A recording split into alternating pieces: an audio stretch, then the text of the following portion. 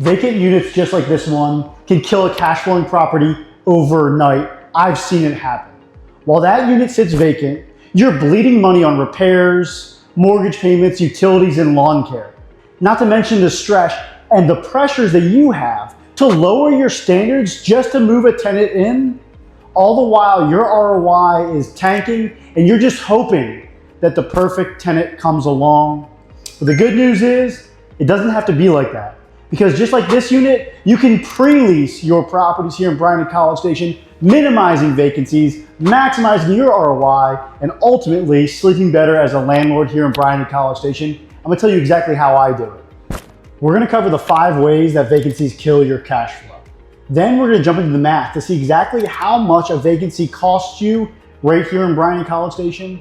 And then last, I'm gonna cover my 8 steps, my 8 tips, the strategies that you need to avoid these expensive vacancies. So let's jump right into exactly what all kills the cash flow when you have a vacancy.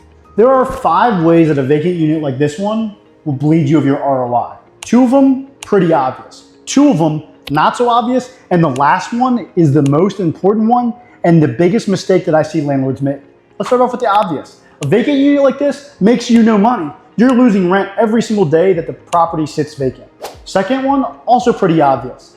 Turns, make-readies. It costs money to get a property ready for the new tenants to move in. In fact, my team usually spends between $1,500 and $2,000 between every single tenant to make sure that that property is ready for the new tenants to move in. The third one, not so obvious, but the cost to market and show the property is a real expense. Because of course, you can pay a real estate agent like myself to do it for you. It costs us about 1 month's worth of rent in fees to hire a real estate agent to show and market our property. Or you could do it yourself. What exactly does that include? Well, you have to have professional pictures taken. You have to write a good description. You have to list the property on websites like Zillow, apartments.com, or my favorite, Facebook Marketplace, and all the Facebook groups for housing and subleasing. Then you have to respond to all the inquiries, schedule showings, and of course conduct the showings, which means that your afternoons, lunch breaks, and weekends will be taken up showing your rental property. That's real time or real expense that you're gonna incur. What about the fourth one? Well, the fourth one, also often overlooked or forgotten about, and that is there's a real expense associated with screening tenants. For one, if you're gonna run a credit score on them, then that costs money. It costs us about $40 to pull that report, credit, and background. But it's also gonna take you time and effort that you're gonna put aside to confirm everything that that tenant has on their application. Things like their employer. Are they making the amount of money they say they are? What about their past landlord? Would that landlord rent to them again? What about all these people they put down as references? Are they actually good references, and is this a good person? Because you do not want to move somebody into your house or your apartment who is not going to treat it correctly. Which brings me to number 5. And this is the most important one. When you have a vacancy like this, you're going to be thinking in the back of your mind, I need to get it filled because you're losing rent. And then you're going to think the best way to get it filled would be one of 2 things. I'll either lower my rent rate, but I don't want to do that because I don't want to lose $100 a month. Well, the other option would be to lower my standards. If I lower my standards, then more people would be able to apply and we could get somebody in there sooner. Well, that's where you went wrong. Never lower your standards. I am much better off if I lower my rent by even $200 a month. It only costs me $2,400 or so over the next year. However, if I move in a tenant that is below my standards, and what I mean by that is a tenant who will not treat your property right, maybe they've been evicted before. Maybe they've got so much debt they can't afford that particular apartment or your house, or maybe they're just a bad person. Well, moving someone like that into your apartment can easily cost you $5,000 to $10,000, way more than the lost rent had you just lowered the rental rate and moved somebody in who is deserving of that property. That's the 5 ways that you're going to lose out on your ROI. So now let's jump into the numbers and see what this looks like in real life in a real world scenario. Mathematically, it's probably going to cost you about $5,500 to fill a vacancy for a single family house here in Bryan College Station. Let me explain. If you've got a single family house, it probably rents out for $2,000 a month. If you allowed that property to become vacant, it'll probably sit vacant for at least 1 month, aka you just lost $2,000 of income. $2,000 right there. Then if you wait to the last minute, you probably need help filling it, which means you're probably gonna hire a real estate agent and they're gonna charge you 1 month's rent to help fill that vacancy. Another $2,000 gone. You're now $4,000 in the hole. Let's hope that those tenants left the property in good condition so that your turn cost is only, let's say, $1,500. Now you are $5,500 in the hole to fill that vacancy because you just kind of let it happen. But the good news is I've got 8 steps, 8 tips that I do with my own portfolio to make sure we minimize vacancies. And I'm proud to say that as of today, this is 2025, I've been a property manager for my portfolio for 5 years. I have pre-leased every single vacancy that we have faced. A lot of that credit goes to my wife. She crushes the property management side of our business. So what are these 8 steps that we do so that we minimize the vacancies? Let's jump into it. So what are these 8 tips? Well, the truth is you only really need the first one. I'll give you all 8, but I want you to focus on this one more than anything else. Treat your tenants well. Treat them well. If you treat your tenants well, they will more likely renew, which means you'll never even face a vacancy.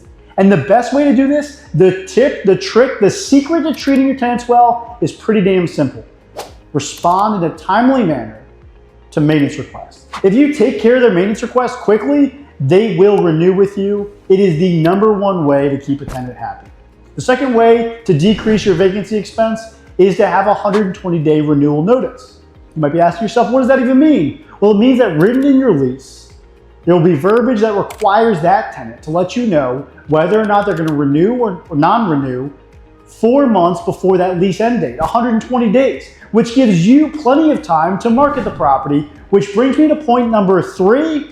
Market it immediately. Do not delay. The minute a tenant tells you they're going to non-renew, you should immediately begin the efforts to market the property, maximizing the time that you have to find a great tenant. As a pro tip, I also recommend marketing the property at a higher than market rent rate, meaning push the rents as hard as you can for the first month or 2. You still have 2 more months to lower the price to find that sweet spot where you can maximize rental income and still have a great tenant. Your 4th tip is to maximize the exposure of the property. That means get it listed on all the major websites. Zillow, homes.com, apartments.com, realtor.com, all the major websites. The good news is if you work with a real estate agent and they post it on the MLS, it'll automatically feed out to all those websites with one exception. And that's the most important one, Facebook Marketplace. You still have to manually input that rental into Facebook Marketplace. And then the key here is to share it in all of the local Facebook groups related to housing. Here in Bryan College Station, there's about 4 groups. I make sure every single one of my rental properties is shared on those groups so we get the most eyeballs on that property. Your next tip is make showings easy. The best way that I know to do this is through either your Google Calendar or calendly.com. In both cases, you can create a link with preset times where you're available to show the property. You share that link with a potential tenant, and of course, they can pick a time that works best for them. The alternative, of course, is the old school, can you do Tuesday? No, I can't do Tuesday, I'm out of town. What about Wednesday? Well, I have a dentist appointment at 3, can you do 2? No, I can't do 2 because I've got a meeting. What about Thursday? Guys, that is horrible. You're gonna lose tenants and you're gonna have longer vacancies. Make sure you set up an account on Calendly or get your Google Calendar available so you can share times that you're available. The next thing is make sure the property is showable. There's 2 ways this is gonna happen. 1, the property might be vacant, in which case make sure it's clean and it smells good, or 2, it might be tenant occupied. Most of mine are gonna be tenant occupied. So I reach out to my tenants ahead of time and I ask them, hey, do me a huge favor. Can we make sure that it's in good shape? If I know the tenants are a little bit messy, I might even go as far as to bribe them with a Chick-fil-A gift card to keep that property looking nice. And then there's more to it than that, guys. You yourself have to be presentable. You or whoever's representing you has to be showing that property in a good light, which means they have to show up in a professional manner, know the property, and be good at giving that tour. There is a skill, there is an art to showing a property. I learned this way too late. Shout out to Maria Perez at Twin City Properties. She's probably the best at this, and that's why their vacancy rates are so dang low. Tip number 6 is to have a good pricing strategy, because believe it or not, in real estate, the most powerful marketing tool you have to your disposal is price. The lower the price, the more eyeballs you're gonna get. It's a fact. But of course, we don't wanna lower the price to the sake of leaving money on the table. We're trying to maximize rent and maximize eyeballs. So I recommend that in your 4-month pre-leasing window, you spend 2 months getting aggressive. Know exactly what market rents are by pulling the data, and then shoot for about 10% over that. If you don't fill it in those 2 months, drop it down to market rent. If you don't fill it in that next month, drop it below market rent so you can fill it with a great tenant. Important there, fill it with a great tenant even if it's under market rent. Tip number 7 is to schedule your turns. Guys, if you're pre-leasing like I'm teaching you, then you're gonna have a pretty tight window between when the current tenant moves out and the new tenant moves in. And the best way to take advantage of that window is to have military precision with the scheduling of your contractors. A lot of times you're gonna be dealing with painters, flooring guys, countertop guys, cleaners, and more. Well, make sure you know exactly when those guys are gonna start, how long it's gonna take them, give them just a little bit of a wiggle room, a contingency room, in case they can't get it all done in the allotted amount of time, and then move in the next guy. If you can, have 2 or more contractors working at once. Scheduling that will decrease the amount of time it takes to turn the property. In fact, I know some property management companies that give a month to turn a property. We shoot for 2 weeks, but when I was a property manager for my boss, he required us to shoot for a 3-day turn. The shorter the better, that's how you minimize vacancies. The last tip, tip number 8, is a dead horse. And I'm gonna beat the snot out of this dead horse until you get it through your head. You will not lower your standards. You see, by having high standards for your tenants, you're gonna decrease vacancies. Because tenants that have a great job are less likely to not pay you rent, or to skip on you, or to have to move out of your nice house to a crappier apartment because they can't afford it.